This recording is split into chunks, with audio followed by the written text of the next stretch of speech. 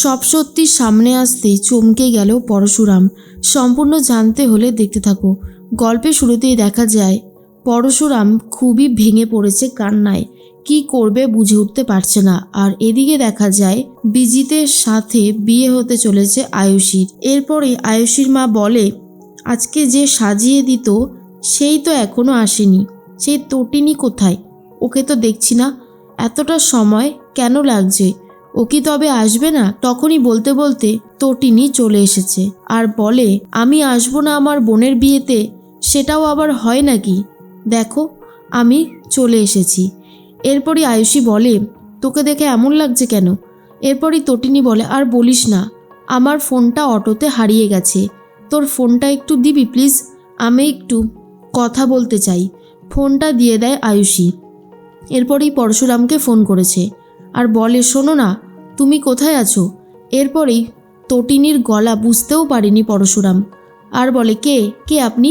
তটিনী বলে, আরে আমি তটিনী বলছি। তোমার গলা শুনে এরকম লাগছে কেন? তুমি ঠিক আছো তো? এই বাচ্চারা ঠিক আছে তো? তখনই পরশুরাম বলে, তুমি তটিনী? না, এটা কি করে সম্ভব?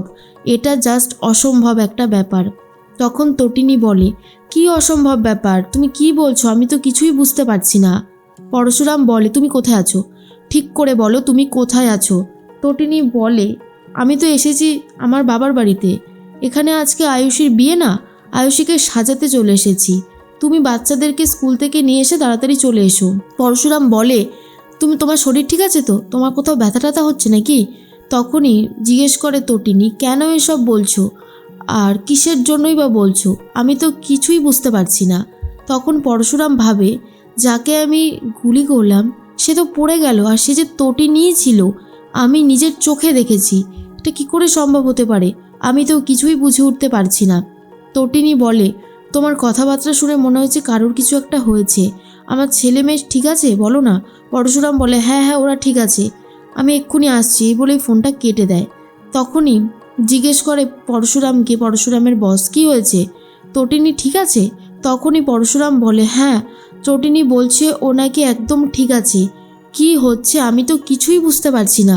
যা দেখেছি আমি তাতে তো কোনোভাবেই বিশ্বাস করা যায় না যে তটিনী বেঁচে আছে আর তটিনী ভালো আছে। এর মধ্যেই বস বলে, সেটাই তো আমারও প্রশ্ন, কি হচ্ছে? এটা তো পুরোই একটা ধাঁধা, যা বিশ্বাস করবার অযোগ্য।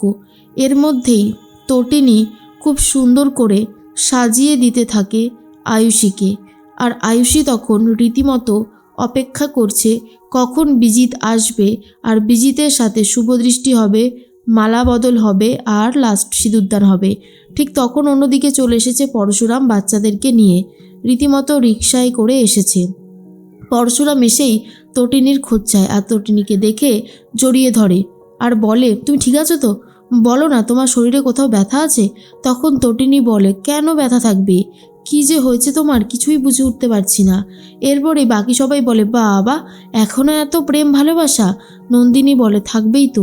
স্বামী স্ত্রীর মধ্যে যদি ভালোবাসা বিশ্বাস না থাকে তাহলে সেই সংসার দুদিনের বেশিও টেকে না, বুঝতে পারলে? এরপর তটিনীকে জড়িয়ে ধরে চোখে জল ফেলতে থাকে পরশুরাম। আসলে পরশুরাম ভেবেছিল যে তটিনী শেষ হয়ে গেছে, কিন্তু তটিনী যে সুস্থ আছে, ভালো আছে, এই অবস্থায় তটিনীকে দেখে বিশ্বাসও করতে পারছে না। তখনই খুব কান্না করছিল পরশুরাম। এরপরে লাট্টু এসে বলে, পা তুমি কাঁদছো কেন? মাম্মি তো একদম ঠিক আছে। তোমার কি কোনো ভুলভাল স্বপ্ন এসেছে যার জন্য তুমি এরকম করছো? এরপরেই তটিনীও জিজ্ঞেস করে। তখনই পরশুরাম বলে, আসলে রাস্তায় একটা শুনেছিলাম অ্যাক্সিডেন্ট হয়েছে, তাই আমি ভয় পেয়ে গেছিলাম। এর মধ্যেই তটিনী বলেন, আর আমি একদম ঠিক আছি, তুমি আমাকে নিয়ে চিন্তা করো না, তুমি একটু রেস্ট নাও, আমি আসছি। এরপরেই তটিনীর শরীরে ব্যথা, অ্যাকচুয়ালি ব্যথা। তারপরেই ফোন করে নিশাকে আর বলে, আমার ইমিডিয়েটলি একটা ডক্টরের প্রয়োজন, প্রচণ্ড ব্যথায় আমি ছটপট করছি। নিশা তখন বলে, সে তো বুঝলাম, কিন্তু তুমি ডক্টরটা দেখাবে কি করে? আমরা তো তোমার জন্য চেয়েছিলাম সব কিছুই করতে, আশা করি তুমি দেখেছো। এরপর তটিনী বলে, হ্যাঁ, তোমরা ছিলে বলেই হয়তো আজকে আমি প্রাণে বেঁচে গেছি, কিন্তু আমার ইমিডিয়েটলি একটা ডক্টর লাগবে, না হলে কোনো কিছুই আমি পারবো না ঠিক রাখতে। তার মধ্যেই তটিনী ভাবে কি করে সবটা ম্যানেজ করবে, আর অন্যদিকে পরশুরাম ভাবছে যাকে আমি দেখলাম পড়ে যেতে, তাহলে সে কে ছিল, আর আমার সামনেই বা কোন তটিনী দাঁড়িয়ে আছে? এই সব কিছুর প্রশ্নের উত্তর আমাকে কে দেবে, আমি তো এটাই বুঝে উঠতে পারছি না। অন্যদিকে নিশা বলে, ঠিক আছে, আমি দেখছি কি ব্যবস্থা করতে পারি। এর মধ্যেই তটিনীর সারা শরীরে প্রচণ্ড ব্যথা। ফোন করেছে তটিনীকে তটিনীর ডিপার্টমেন্টের একজন, আর বলে সব ঠিক আছে তো? তখন তটিনী বলে, কি করে সব ঠিক থাকবে, আমার যে শরীরে প্রচণ্ড ব্যথা, আমি আর সহ্য করতে পারছি না, আমার ইমিডিয়েটলি ডক্টরের প্রয়োজন। তখন সেই ডিপার্টমেন্টের স্যার বলে, সে তুমি ডক্টর দেখিয়ে নাও, অসুবিধার কিছুই নেই, কিন্তু তুমি আমাকে একটা কথা বলো তো, গুলিটা কে চালিয়েছিল, তুমি কি তাকে দেখেছো তটিনী?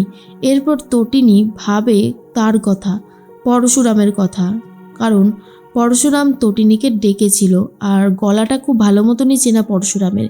কেন পরশুরাম গুলিটা চালালো আর পরশুরাম এক্স্যাক্টলি কে, শিবপ্রসাদ গাঙ্গুলি কেন পরশুরাম সেজে রয়েছে, এই সব প্রশ্নের উত্তর তটিনী চাই। অন্যদিকে এক ধাঁধার মধ্যে পড়ে রয়েছে পরশুরাম নিজেও। পরশুরাম ভাবে, যেই তটিনীকে আমি উপর থেকে জাস্ট পড়ে যেতে দেখলাম, সেই তটিনী আমার সামনে দাঁড়িয়ে, এটা এত বড় একটা রহস্য যে এর সমাধান কোথায় আমি জানি না।